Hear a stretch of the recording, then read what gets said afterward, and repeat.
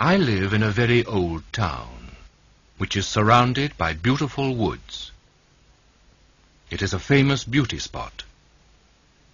On Sundays, hundreds of people come from the city to see our town and to walk through the woods.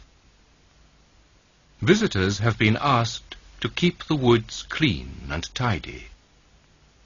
Litter baskets have been placed under the trees. But people still throw their rubbish everywhere. Last Wednesday, I went for a walk in the woods. What I saw made me very sad. I counted 7 old cars and 3 old refrigerators.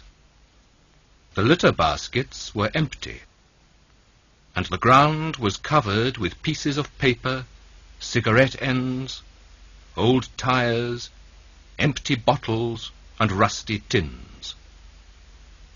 Among the rubbish, I found a sign which said, "Anyone who leaves litter in these woods will be prosecuted."